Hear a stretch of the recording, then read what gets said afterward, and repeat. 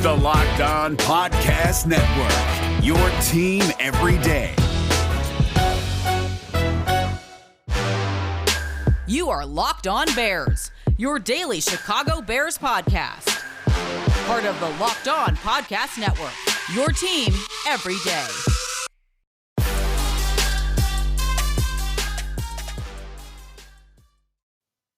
Every year, the Chicago Bears have at least one player who really stands out during training camp practices and in the preseason games, and all of a sudden he becomes the fan favorite.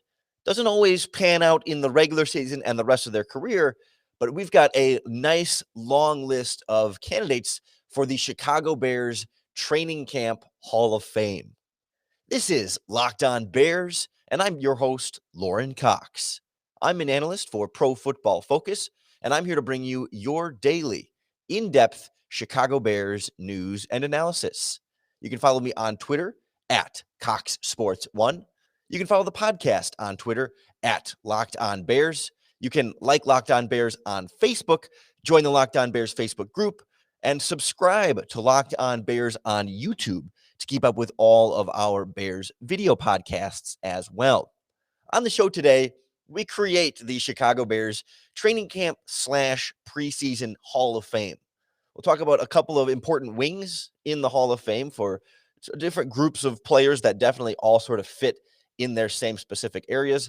We'll go through some of the other candidates here that really, some names you probably have forgotten about, but when you hear it and think about it for a second, it's like, oh yeah, I remember that guy, man. I thought he was going to be so good, and et cetera, et cetera. And then we'll look at some guys currently on the roster that maybe haven't earned that Hall of Fame training camp spot yet, but are on their way to a Hall of Fame career of training camp and preseason performances.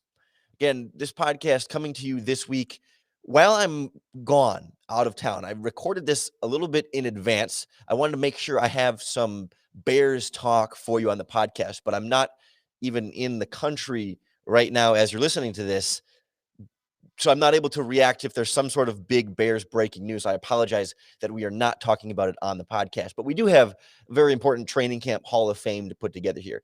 And I think in this Bears Hall of Fame for just training camp and preseason, there are two main wings when you enter the front. There's the wide receiver wing, and then there's the quarterback wing. And I want to start with the wide receiver wing because that tends to be the position where the biggest training camp fan favorites tend to emerge. And I think really, like in a lot of the Hall of Fame, you kind of have to start historically. And I guess for us, historically is not that far back, but it is farther back than some of the more recent guys. And there has to be a spot right away for Brandon Riddau and Mike Hass, two wide receivers right in that Lovie Smith era. You know, we're talking 2006 to like 2008. And I remember Riddau especially, he had, I think it was like in the preseason, 3 of his first 4 catches were touchdowns. And it was like, whoa, the Bears found something here. And you're adding that to Bernard Berrien and Muhsin Muhammad with Rex Grossman, and you got something here. And of course, never really panned out during the season, but Mike Hass too, same kind of thing during those training camps of preseason. The two of them were catching touchdown passes, and it looked like the Bears had some sort of, developing wide receivers on the bench to really help take this offense somewhere else. Of course, never really quite got there, but it was fun to root for them and cheer for them way back in those early training camp days of 2006. It feels like not that long ago, and somehow 15 years ago at the exact same time. But as you sort of go down the wide receiver wing, you hit this sort of like trio of a very similar style of like smaller white slot receiver type players. Started with really the trailblazer was Dane Sanzenbacher way back in the day. I remember he had some brief regular season success, and it was John Gruden on one of the Monday Night Footballs who kept saying, I love saying Dane Sanzenbacher. Like, it's just one of those names that was fun. But, with all 3 of those guys, they were able to add some vertical to their game that there were some touchdowns in there that were exciting. But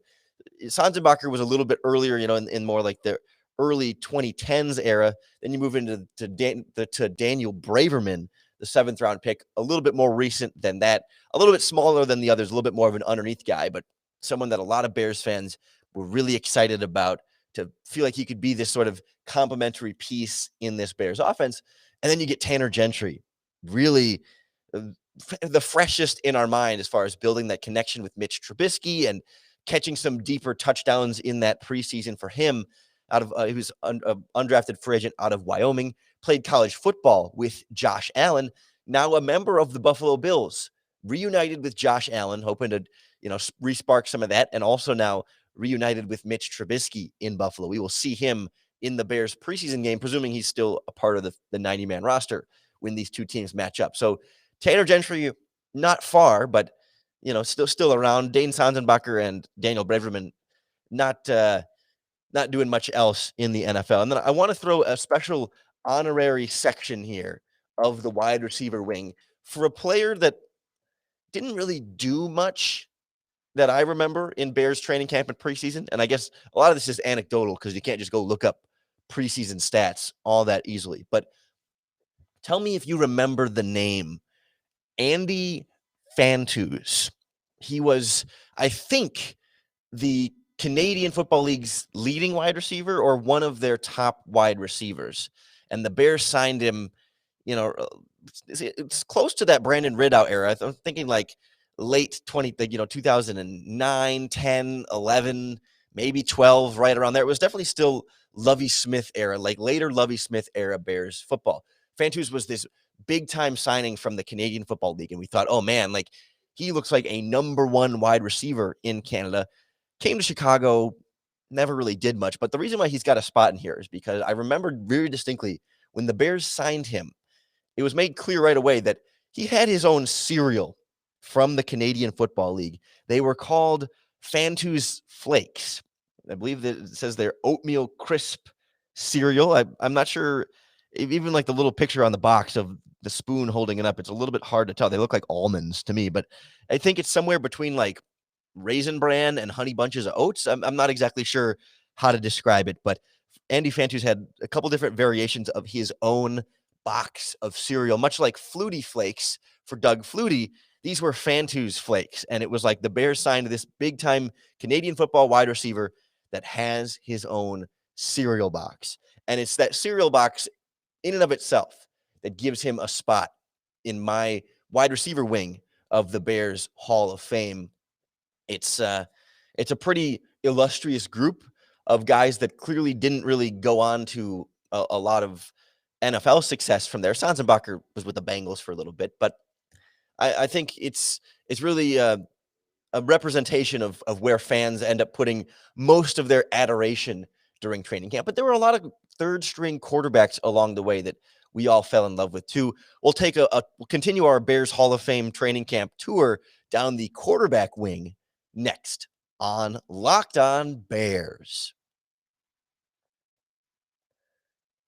This episode of Locked On Bears brought to you by our friends at Built Bar. Built Bar belongs in the Protein Bar Hall of Fame because no one makes a product that tastes better and is still this good for you. Because they taste like candy bars, but they have all the nutrients of a protein bar. Low sugar, low calories, high fiber, and high protein. Yet every bar covered in 100% chocolate, real chocolate too, none of that fake crap, 100% real chocolate. Soft, easy to chew, delicious. And it comes in so many different flavors.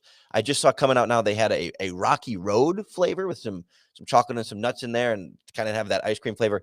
That's the only flavor I haven't had because it's so brand new, but boy, does that sound good. Plus all the other delicious flavors. I particularly love salted caramel. Tastes a lot like a Milky Way bar to me.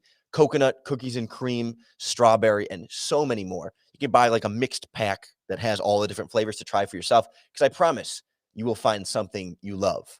Head on over to BuiltBar.com and enter our promo code LOCKED15, and you'll get 15% off your next order.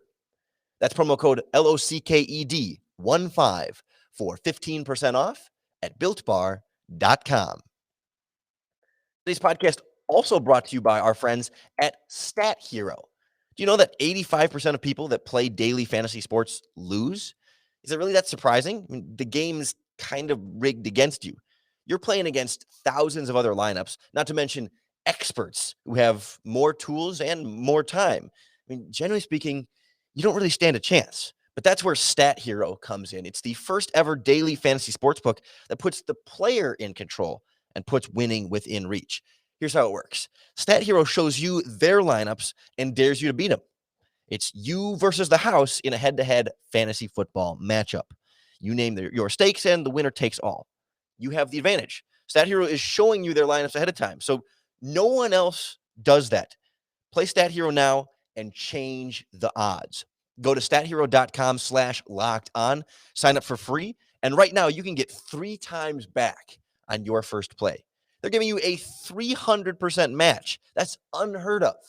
Go to stathero.com/locked on. That's stathero.com/locked on.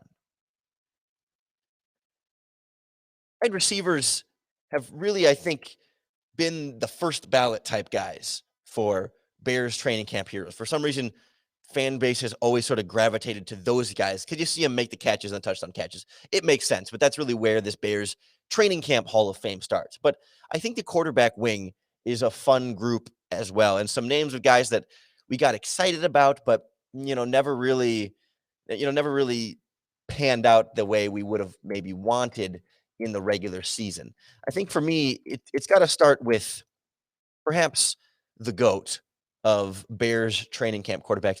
Maybe I have an extra soft spot in my heart for this guy, but for me, it doesn't get much more like pure excellence than Matt Blanchard.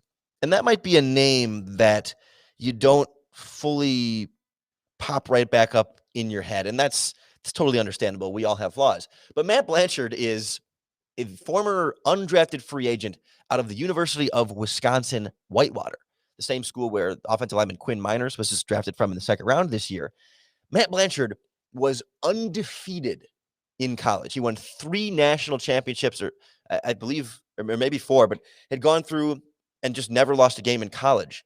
And, he went to Division III, so there's a reason why players like that don't end up, generally speaking, getting drafted. And, of course, he never really panned out in the NFL, but he had some very legit preseason and training camp performances where, man, I had the faith, we had the faith, and we were ready for Matt Blanchard to be excellent in Chicago. And of course, never really panned out and couldn't really even earn a spot as Jay Cutler's number 2 quarterback. Jay Cutler's number 3 quarterback also in there. David Fales has to have a spot in this Bears training camp Hall of Fame. 6th-round pick back in, 2014. Seemed to stuck around for 3 or 4 years there, always as the third-string guy. And, he was a draft pick, so you wanted to see what he could do, and he could make some throws here and there. He could move a little bit. Ended up bouncing around, I think, spent a little bit of time with the Dolphins and then the Jets with Adam Gase. We're talking later on in sort of the Jay Cutler career, sort of toward the down there where, it was the team was more or less ready to move on, and they were ready for David Fales to maybe be that guy, but alas, he was not. Same kind of era. Remember when they added Connor Shaw, former undrafted quarterback out of South Carolina? He had been with the Cleveland Browns, and he came to Chicago and had a couple, like that 4th preseason game. He had a couple of those where he lit it up, and we wondered if maybe he would be, again, developmental future for the Bears quarterback position to build somebody along. Not that he was going to become Tom Brady, but just, give you a better option than you might have expected from an undrafted free agent. Same kind of story with a lot of these guys. There has to be a spot in Bears training camp Hall of Fame for Tyler Bray. I mean, he is perhaps the most third string of all third string quarterbacks. He's only ever been a third string quarterback. Got a lot of that in with the Kansas City Chiefs with Matt Nagy, but then followed the Bears and have been here for at least, I think, 3 seasons. Now, no longer. Rest in peace to the Tyler Bray at Bears training camp. They finally, I guess, gave up with him, but he had 8 years of being at best a third string quarterback in the NFL, a number of those with the Bears. And of course, that longevity alone has to put him in this Bears quarterback Hall of Fame. And another one of these sort of honorable mention type guys, Dan Lefevre. Another one of these names I hope sounds vaguely familiar to certainly the most diehards of Chicago Bears fans. He was a 6th-round pick back in 2010 And one of these guys, I think coming out of Central Michigan, there was a lot of hype. He had a big arm. And I mean, hype for a 6th-round pick is a 6th-round pick. There's a certain understanding there, but he flamed out so fast. But the hype yet was so real. That's why it's like it's more of an honorary thing, because he didn't really have that training camp longevity that Tyler Bray and Connor Shaw and some of those other guys did in this quarterback wing. But he was still an important part of the Bears' history at training camp, and especially as a part of that quarterback room. It's just easy to find a spot for him in this Hall of Fame. Absolutely. And I feel like you have to put a spot in there for Josh Johnson, who is a quarterback. I'm not even 100% sure that he played for the Chicago Bears, but he has played for so many different teams. And I have this vague memory of the Bears bringing him in for like 3 weeks one summer for like mini camp, or maybe he's just had tryouts in Chicago, but he's played for like 17 different NFL teams, plus the XFL and the AAF before that, to the point where I believe Josh Johnson belongs in every single team's training camp / preseason Hall of Fame, because he's just truly like the master of extending his career and finding more times. Like he's 35 years old at this point. He started his career in 2008. Usually guys get 2 or 3 or 4 opportunities, and then the NFL collectively kind of says, all right, we're good.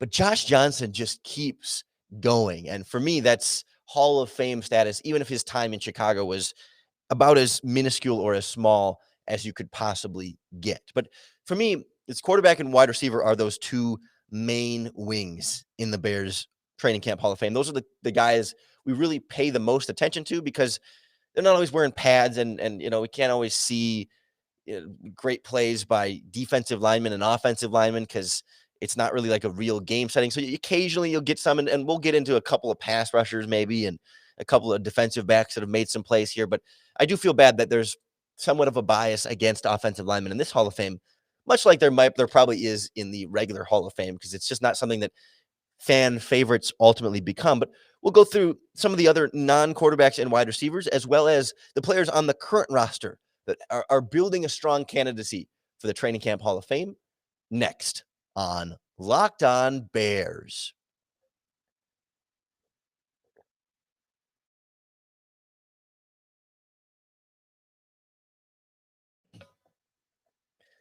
Preseason betting is already underway at BetOnline.ag, the fastest and easiest way to bet on all of your sports action.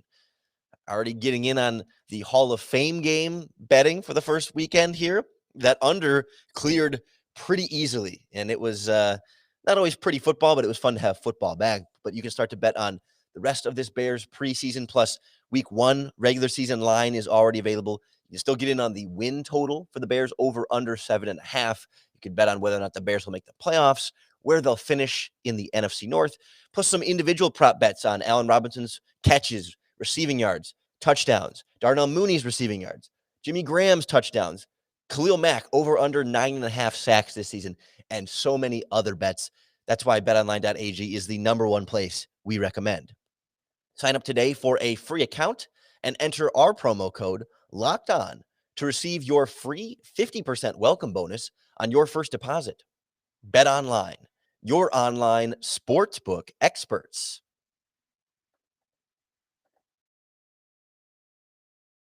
So I put this Bears Hall of Fame training camp preseason question out on Twitter to see if the fan base could come up with some other guys that I wasn't thinking of, because you start to try and remember how well guys played in a preseason 8 years ago.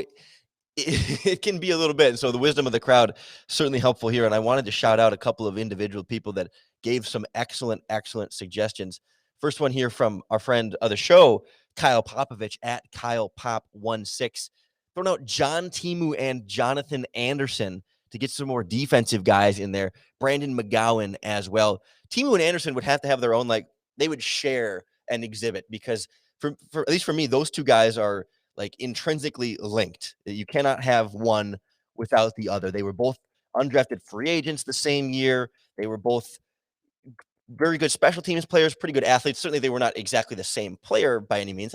They are individual with their own skill set variations, but like it was always those two guys as like the third string or even second string linebacker duo for a while in Chicago.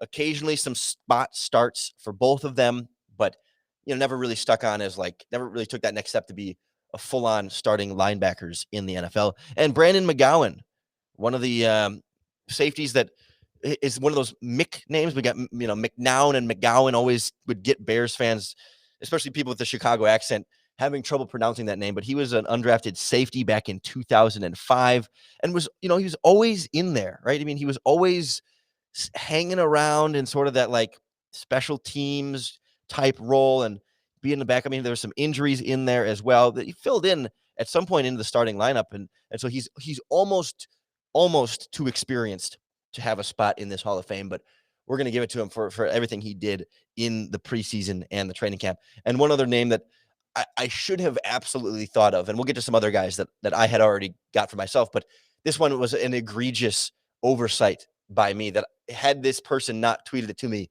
I don't think I would have come up with this name, and it's absolutely a very important spot in the Bears Hall of Fame. Harvey Unga. He was brought in, I think, he was a running back at BYU, if I remember correctly, but kind of more of this fullback role in Chicago, and they were always trying to find a spot for Harvey Unga on this 53-man roster. It was, I think, like at least 3 or 4 seasons, and again, like early 2010s. And and as I remember correctly and look back at my notes here, he was a 7th round pick in the supplemental draft, not undrafted. I associated him as undrafted, but that right there alone, anytime you take a player, not only in the supplemental draft, but in the 7th round of the supplemental draft, that's got to get you a spot in this Bears training camp Hall of Fame. And I mean, the guy was always there, and we always wanted to see him get some of those opportunities. They had some other great fullbacks in there at the time that, I mean, not great fullbacks, but, they had some other guys in there that they were always trying to get somebody in that spot. And Unga was never really able to lock that down and hold it firm. But I really appreciate on Twitter at Messica Fledger, MESSICKFLEDGER.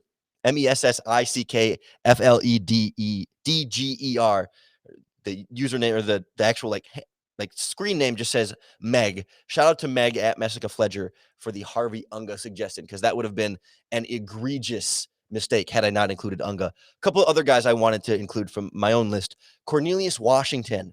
Oh, we thought he was going to be so good. Freak athlete on the defensive line. Lined up as a gunner at one point on the punt team, but he weighed like 275 pounds. All the physical tools in the world. Ended up getting a decent contract from Detroit when he left Chicago, but just couldn't really quite put it together. But so many of us thought, we see Cornelius Washington flash in the preseason. That guy can be something special. And it just never quite panned out there. Another one, DeMontre Hurst, slot cornerback, eventually moved to safety, had some preseason interceptions, always seemed to be pretty solid in coverage, stuck on the active roster for a lot of special teams here and there, made a couple of appearances in some regular seasons off the top of my head, but never really was quite there. But he had a big sort of support of like, man, just get him the right opportunity. And DeMontre Hurst can do something for it. I think there's got to be an honorary spot for Jordan Lynch, the former NIU quarterback that converted to running back in Chicago. And we always wanted him to be something great and had that hype of like the local kid, the local quarterback trying to play running back. Never really did anything. Wasn't here that long, but give him an honorary spot. I was trying to think of like offensive linemen that might almost qualify here. I couldn't come up with anyone I was super in love with. So maybe these would be honorary guys like Shiloh Rachal. They brought in as a veteran that they thought maybe could do something. James Brown as I think a former undrafted free agent. Both of those guys played some regular season snaps. So I'm not in love with them as perfect Hall of Fame candidates. Or like other side of the spectrum, Tayo Fabuliche, I think 6th round pick out of TCU, one of Ryan Pace's first draft, just big raw offensive lineman and had a pretty good preseason that first year. And we thought, okay, maybe there's some real tools here, but they never quite panned out. I mean, not great choices all around for offensive line, but some decent choices on the roster right now. Guys that have already flashed some training camp and preseason expertise, and I'm curious to see if they can put together another strong preseason and training camp this year as we get into these games. These guys could be potential future training camp preseason Bears Hall of Famers. We have to start, I think, with James Vaughters. He had, was it a 3-sack game or 2 preseasons ago? I guess last preseason was 2 years ago. So that's part of the problem here, is if we could have seen them in training camp last year, maybe these resumes would be stronger. But James Waters earning his roster spot with strong preseason performances a couple of years ago, been very consistent high motor at some of these Bears training camp practices. 2 years ago as well, Jesper Horsted, the tight end, catching some touchdowns, looking like one of these next generation athletes at the tight end position, but hasn't really done anything in a regular season just yet. But another strong preseason this year, another strong training camp moving him along the lines. That's a training camp Hall of Fame spot, even if he doesn't do anything on this active roster. Ryan Nall is borderline for me at this point, but can still push himself forward. He's been here a few seasons, but I don't know that he's done anything. I'd like a little bit more of a highlight reel moment in my mind, or the hype to potentially build a little bit more. That doesn't seem like he's like, maybe early on he was a little bit of a fan favorite where guys were cheering for Ryan Nall because they liked him coming out of Oregon State, but borderline, right? All these guys can certainly cement themselves with a strong preseason this year. Throw Josh Woods in there, the backup linebacker, a former undrafted free agent who's been here like 4 years and always does enough to stick on the 53-man roster and play special teams, but never does enough to actually take the field on defense for any sort of significant role, even when there's injuries at the position. That makes him one of these Bears training camp Hall of Famers. Kindle Vildor is an early candidacy, but because he's competing to start, I don't think you can have like a regular season consistent starter make your preseason training camp Hall of Fame, because of course you expect the starters are going to play well. This Hall of Fame is reserved for players that you don't expect to play well, become fan favorites, and almost always never do well in the regular season and beyond in their career. So that's sort of the extent of where I put really the names I could come up with combing through some old Bears rosters. Certainly would love to hear more suggestions for you, whether it's on Twitter at Cox Sports 1, you can tweet at Locked On Bears, comment at the Locked On Bears Facebook group or on the Locked On Bears Facebook page, comment in the YouTube comments for this video as well if you have other Bears training camp suggestions. And of course, email is always open, lockedonbears@gmail.com. Really appreciate everyone who's been tuning in, subscribing, keeping up with all of our podcasts. Again, we're not going to be a full 5 days a week this week or next week because I am actually out of the country on vacation. Please don't break into my house and steal all my things while I'm gone. So we've got some content like this scheduled ahead of time for you. So we still have some Bears talk, but if there's some kind of massive trade or massive injury that happens while I'm gone, I won't be here to be able to immediately react and get you that fresh Bears updates that you want. But I'll be back. Don't worry, I will be back, and the podcast will be back in full strength just in a good 10 days from now or a week and a half from now, whenever you end up listening to this podcast. We'll be back for the rest of the preseason, regular season, and beyond. So I appreciate everyone who's been tuning in. Please bear with me here in this sporadic weekend. We'll be back locked in and locked on, and more than anything, ready to bear down.